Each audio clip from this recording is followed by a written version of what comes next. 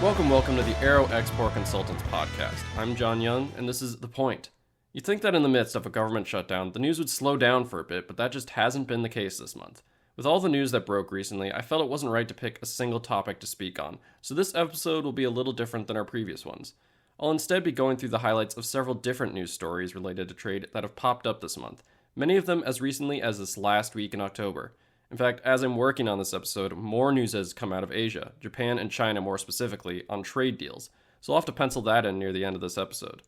So as the title and my last comment suggests, this episode will have a strong focus on the new trade deals coming out of Asia and more broadly surrounding the economic conflicts over critical minerals. We'll also take a brief look at Russia, who is in the news recently over oil sanctions, and Canada, who has had some focus in the last month as well over trade talk stumbles. But let's start with China, who for another month has had several headlines dominate the news cycle.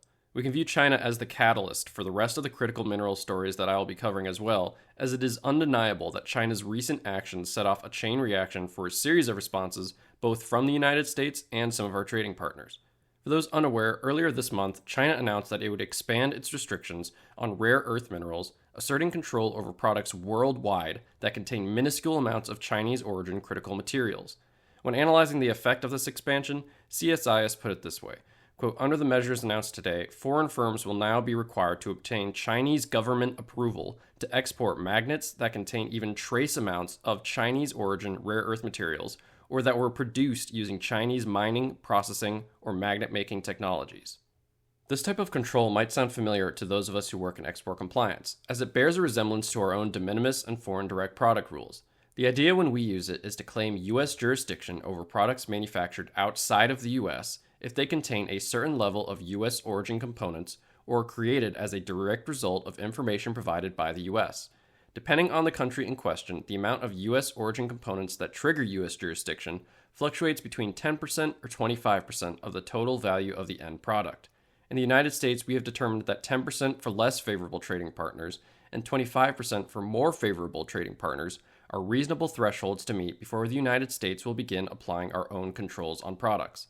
What makes China's recent move different from our standards, however, is the unfathomable scope they are attempting to apply their new rules to. As CSIS again puts it, quote, the new licensing framework will apply to foreign-produced rare earth magnets and select semiconductor materials that contain at least 0.1% heavy rare earth elements sourced from China. Given China's dominance in the sector, accounting for roughly 70% of rare earth mining, 90% of separation and processing, and 93% of magnet manufacturing, these developments will have major national security implications. Yes, you heard right, 0.1%. Think about all of the technology that relies on rare earth minerals, and how many of those minerals are sourced from China. Then think about how little 0.1% is and how China is attempting to require anyone who exports products with that 0.1% to gain the approval of the CCP. There's a reason this action from China was met with as much bewilderment as it was outrage by the rest of the world. And this is a worldwide issue now. Sometimes it may seem with our frequent clashes with China that this is a one-on-one feud between them and us. But actions like this prove that is not the case. Before this, it seemed that trade talks were growing productive between the United States and China. Indeed, Treasury Secretary Bessent seemed baffled by the latest move, and he and his colleagues responded by saying the United States would not take such an action lying down, and threatened a 100% tariff increase on Chinese goods.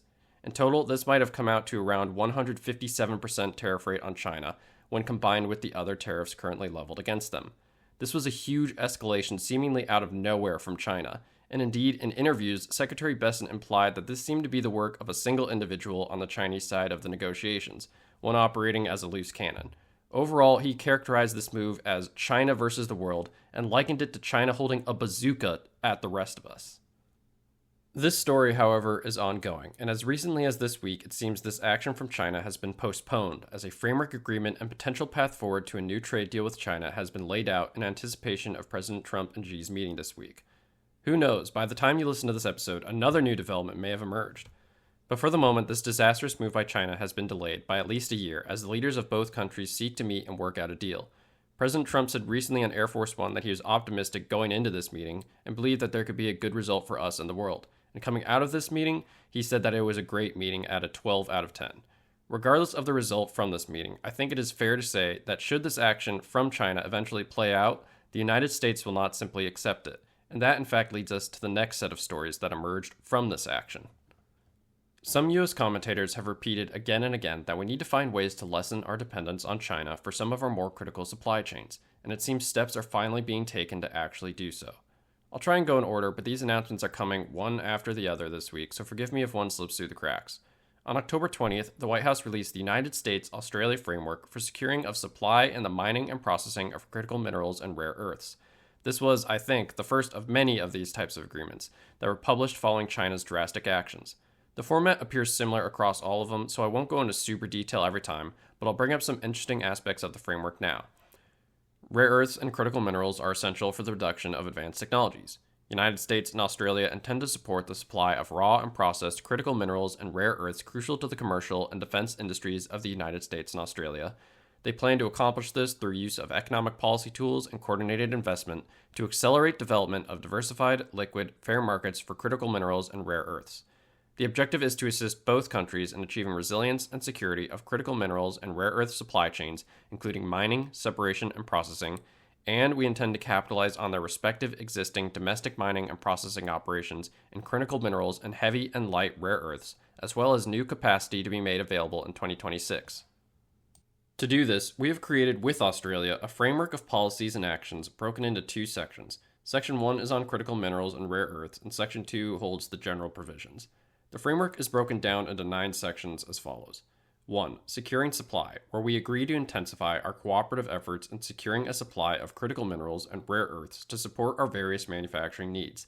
2. Investment in mining and processing, where we jointly identify and finance projects together within the next 6 months. 3. Permitting, where we have committed to accelerating, streamlining, and deregulating timelines and processes that slow processes. To do this, we have created with Australia a framework of policies and actions broken into 2 sections. Section 1 is on critical minerals and rare earths, and Section 2 holds the general provisions. The framework is broken down into 9 sections as follows. 1. Securing supply, where we agree to intensify our cooperative efforts in securing a supply of critical minerals and rare earths to support our various manufacturing needs. 2. Investment in mining and processing, where we jointly identify and finance projects together within the next 6 months. 3. Permitting, where we have committed to accelerating, streamlining, and deregulating timelines and processes that slow productivity. 4. Price mechanisms, where we protect our respective markets from unfair trade practices. 5. Asset sales, where we commit to work in good faith and develop and strengthen diplomatic tools for reviewing national security safeguards. 6. Scrap, which focuses on recycling technology. 7. Third parties. The participants will work together with third parties as appropriate to ensure supply chain security and utilize existing engagement mechanisms. 8. Geological mapping, which will be cooperation on mapping mineral resources in both of our countries. 9. Rapid response. This is important as well as it creates a U.S.-Australia Critical Minerals Supply Security Response Group under the leadership of the U.S. Secretary of Energy and Australian Minister for Resources to identify priority minerals and supply vulnerabilities and develop a coordinated plan to accelerate delivery of processed minerals under this framework. Now, Australia was not the only country that we saw a new deal come out with for critical minerals and rare earth metals. On October 27th, we saw another framework come out with another close ally and trading partner in Japan. With just a few small differences, this framework reads almost identically to the Australian one. I see these commitments as a move for the United States towards new sources, new partnerships, new supply chains, and a lessened dependence on China. I also do not believe that the fact that these 2 partners, and the upcoming ones I'll be speaking about, are all located in the Pacific region is a coincidence. To me, this reads as an extra layer to shore up our trade and domestic manufacturing relationships with strategically placed allies. And as I just mentioned, Japan is only the latest country to be added to the list of critical mineral deals. In the past week or so, President Trump has signed deals with both Malaysia and Thailand for critical minerals. On the deal with Malaysia, the White House stated, quote, "In addition to securing groundbreaking investments worth billions, the 2 countries reached a critical minerals deal that will expand trade and investment, helping diversify global supply chains and enhancing U.S. national security." And on the deal with Thailand, they said, quote, "This will promote partnerships between U.S. and Thai companies, increase global supply chain resilience, and mitigate the negative impact of anti-competitive behavior and unfair trade practices." These 2 deals, while not structured the same as Australia and Japan's deals, hold many of the same elements. They both emphasize the importance of strengthening cooperation, trade, and supply lines between our countries. Both agreements have also stated areas of cooperation, such as sharing relevant knowledge and expertise, investments, streamlining regulatory practices, and fostering relationships of overall cooperation between ourselves and the two countries. So once again, seeking new avenues for critical minerals and finding ways to gain benefits without relying on a fickle source such as China. In addition to the critical mineral deals, President Trump signed additional deals with Malaysia and Thailand, as well as Cambodia and Vietnam. The White House had the following to say about these deals. For Malaysia and Cambodia, under the two agreements, tariffs will be eliminated or significantly reduced across a massive swath of U.S. exports, non-tariff barriers will be addressed, and market access will be expanded for U.S. products. For Thailand and Vietnam, under the two reciprocal trade frameworks, the two countries will address tariff barriers on the range of U.S. goods and provide preferential market access for U.S. industrial and agricultural exports. But of course, we're not done there. Also late this week, President Trump signed an additional deal with Japan, as well as a deal with South Korea. These two deals were labeled as technology prosperity deals and are intended to, quote, expand, strengthen, and focus science and technology collaboration with key allies Japan and Korea. The deal between ourselves and Japan contains a focus on, quote, breakthroughs in AI, quantum computing, biotechnology, space, 6G, and fusion energy, and was summarized by the White House as follows. The U.S.-Japan TPD will advance American interests through coordinated U.S.-Japanese AI exports, strengthening technology protections, and refocusing the partnership between U.S. and Japan AI institutes. The U.S.-Japan TPD also advances joint efforts to secure the innovation ecosystem, with particular focus on research security, resilient biotechnology, and pharmaceutical supply chains, and protection of quantum technologies.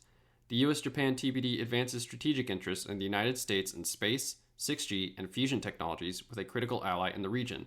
For space, this collaboration recognizes and expands Japan's commitment to the Artemis program, including future lunar surface exploration missions and development of commercial space capabilities. For 6G, this partnership enables both countries to promote secure and trusted networks. For fusion, this partnership advances American collaboration with Japan's unique fusion energy facilities, including the JT60SA tokamak, with goals to support continued development of commercial fusion reactors. On the other side, our agreement with South Korea also focused on our science and technology collaboration and followed a very similar structure to our Japan deal, in fact holding several similar sections to the Japan deal. There are some distinct elements that I want to emphasize, however. The U.S. will work with Korean counterparts to reduce operational burdens for technology companies and digital application platforms. The U.S.-Korea TPD will advance American interests with coordinated U.S. Republic of Korea AI exports, strengthening both countries' export controls and enforcement, and refocusing the partnership between U.S. and Korea AI institutes. The two nations also agreed to engage in discussions to promote AI education programs to empower children to flourish in the digital era and prepare future generations for the workplace of tomorrow. And that wraps up Asia, for now, for the moment. The president is currently not wasting his time on that side of the world. For all I know, as soon as this episode drops, another update will drop as well. The meeting between President Trump and Xi has now happened. President Trump appears pleased with it, and I'm sure details will be forthcoming in the next few days.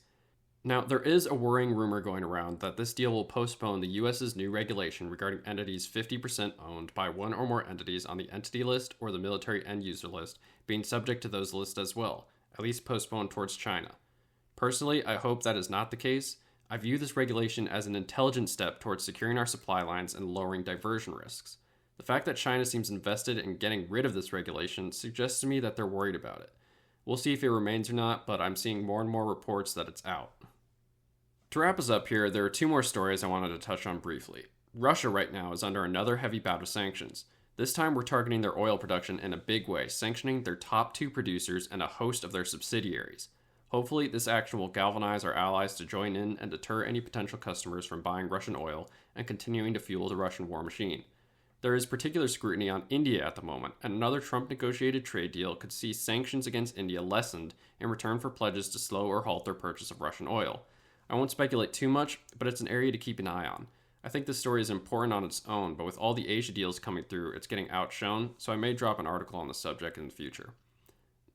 The other brief story I wanted to touch on is President Trump raised tariffs on Canada again by 10%. I don't want to get too deep into the story, as it seems likely it'll blow over and seems to be a rather small argument, with both sides acting in ways that most normal people would roll their eyes at. Keep in mind, much of our trade with Canada is covered by the USMCA, and therefore is exempt from many of these tariffs. And let's just hope that our leaders stay out of our way here in business for the most part, so we can trade fairly and have prosperous businesses. And that was a lot for this episode. I won't keep you any longer, so just keep in mind that regulations are still being updated, so you need to stay up to date as well. Like this 50% entity list regulation that was released recently, make sure you're aware of it and check your customers' ownership. Stay up to date, stay in the know, and stay compliant. And if you need assistance with any of that, remember, for all your questions and export compliance needs, contact us here at Aero Export Consultants. Research done right, compliance made simple. I'm John Young, and this has been The Point.